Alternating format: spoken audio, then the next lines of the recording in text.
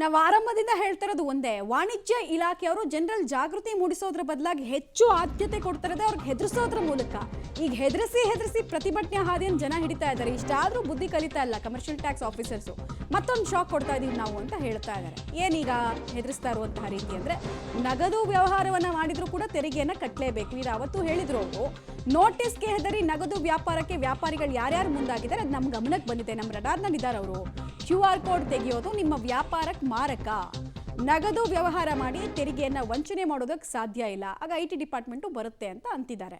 But simple ಅಲ್ವಾ? ನೀವು ಹೋಗ್ಬಿಟ್ಟು ಯಾವುದಕ್ಕೆ GST ಅಂಡರ್ ಬರುತ್ತೆ, ಯಾವುದು ಬರಲ್ಲ, ಹೆಂಗೆ ವ್ಯಾಪಾರ ಮಾಡಬೇಕು, ಯಾವಾಗ ನೀವು GSTಯನ್ನು ನೋಂದಾಯಿಸ್ಕೊಡ್ಬೇಕು, ಆಮೇಲೆ GSTಯಲ್ಲಿ ರೆಕಾರ್ಡ್ಸನ್ನು ಏನು ಡೇ ಒನ್ನಿಂದ ಮೇಂಟೈನ್ ಮಾಡಬೇಕಾದಂಥ ಅಗತ್ಯ ಇಲ್ಲ ಅಂತ ಹೇಳಿದ್ರೆ ಆಯ್ತಲ್ವಾ? ಅದನ್ನು ಯಾಕೆ ಹೇಳ್ತಾ ಇಲ್ಲ? ಅದು ಹೇಳ್ತಾ ಇಲ್ಲ ಅಂತಂದ್ರೆ ಬರೋಷ್ಟು ಬರಲಿ ಅಂತ ಅಂದ್ಬಿಟ್ಟು ಲೆಕ್ಕಾಚಾರ ಇವರು. ಬೇಸಿಕ್ಲಿ ಏಕಾಏಕಿ UPI ಸ್ಟಾಪ್ ಮಾಡಿದ್ರು ಕೂಡ ಟ್ಯಾಕ್ಸ್ ಫಿಕ್ಸ್ ಅಂತ ಹೇಳ್ತಾ ಇದ್ದಾರೆ.